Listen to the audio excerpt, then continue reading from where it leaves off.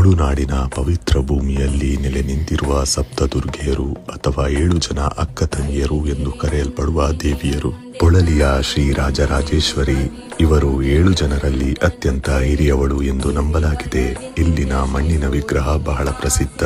ಶ್ರೀ ಭಗವತಿ ಸಸಿಹಿತ್ಲು ಹಡಗಿನ ಮೂಲಕ ತುಳುನಾಡಿಗೆ ಬಂದಾಗ ಮೊದಲು ನೆಲೆ ನಿಂತ ಸ್ಥಳ.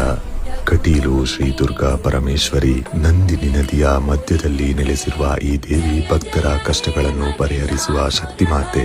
ಶ್ರೀ ದುರ್ಗಾ ಪರಮೇಶ್ವರಿ ಬಪ್ಪನಾಡು ಇದು ಕೋಮು ಸೌಹಾರ್ದತೆಗೆ ಹೆಸರಾದ ಕ್ಷೇತ್ರ. ಮುಸ್ಲಿಂ ವ್ಯಾಪಾರಿಯಾಗಿದ್ದ ಬಪ್ಪ ಬ್ಯಾರಿಯ ಕನಸಿನಲ್ಲಿ ಬಂದು ದೇವಾಲಯ ನಿರ್ಮಿಸಲು ಪ್ರೇರೇಪಿಸಿದ ಕತೆ ಇಲ್ಲಿದೆ.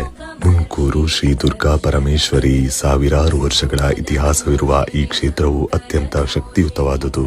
ಶ್ರೀ ದುರ್ಗಾ ಪರಮೇಶ್ವರಿ ಚಿತ್ರಾಪುರ ಸುರತ್ಕಲ್ ಸಮೀಪವಿರುವ ಈ ಕ್ಷೇತ್ರದಲ್ಲಿ ದೇವಿಯು ಲಿಂಗ ರೂಪದಲ್ಲಿ ನೆಲೆಸಿದ್ದಾಳೆ. ಶ್ರೀ ದುರ್ಗಾ ದೇವಿ ಕುಂಜಾರುಗಿರಿ ಉಡುಪಿ ಸಮೀಪದ ಗುಡ್ಡದ ಮೇಲೆ ನೆಲೆಸಿರುವ ಈ ದೇವಿಯನ್ನು ಪರಶುರಾಮರು ಪ್ರತಿಷ್ಠಾಪಿಸಿದರು ಎಂದು ನಂಬಿಕೆ ಇದೆ. ಪ್ರತಿ ಕ್ಷೇತ್ರವು ಒಂದು ಕತೆ, ಪ್ರತಿ ದೇವಾಲಯವು ಒಂದು ಪವಾಡ, ಪ್ರತಿ ದೇವಿಯೂ ಒಂದು ಶಕ್ತಿ.